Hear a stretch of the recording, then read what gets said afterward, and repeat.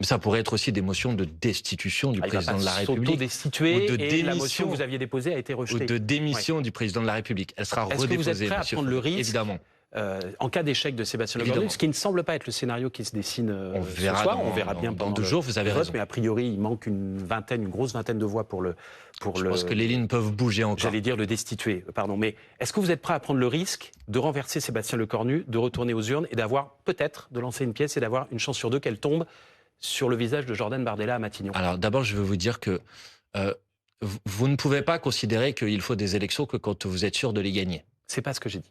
Non, mais vous voyez ce que je veux dire. Ouais. Donc, évidemment que dans une élection, il y a un risque. Et moi, s'il y a une élection, je mènerai la bataille, évidemment, contre le Rassemblement national. Et je me démontrerai à quel point le programme du Rassemblement national serait une catastrophe pour les Françaises et les Français. Et à quel point c'est toujours le même programme, contrairement aux tentatives de dédiabolisation qu'ils ont fait depuis des mois et des mois. Et si le RN gagne, vous direz il est normal qu'il dirige. Attendez, je vais juste terminer si vous voulez bien. Moi, je pense qu'il n'est pas possible de régler la situation de blocage que connaît le pays aujourd'hui sans un retour devant le peuple, sans un retour aux urnes.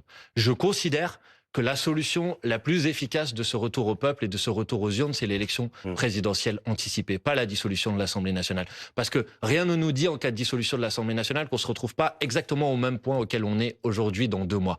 C'est pourquoi, dans la Ve République, c'est l'élection présidentielle qui joue. Moi, je la combats à la Ve République, mais c'est elle qui est l'élection centrale. C'est elle qui doit avoir lieu aujourd'hui pour dénouer le blocage. Et comme je sais que nous avons besoin d'un budget, nous, notre proposition, elle est très simple.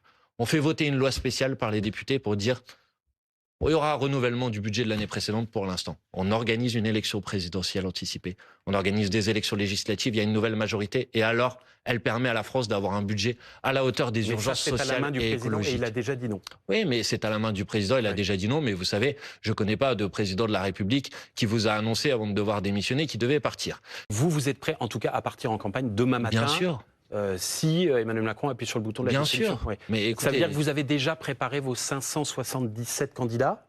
Je vous pose la question parce qu'Olivier Faure, sur ce plateau avant-hier, a dit nous, on présentera pour le Parti socialiste des candidats partout, y compris là où il y a des députés insoumis sortants. Je suis stupéfait par cette déclaration d'Olivier Faure. La France insoumise, évidemment, a créé les conditions pour pouvoir se présenter, quels que soient les cas de figure et les scénarios.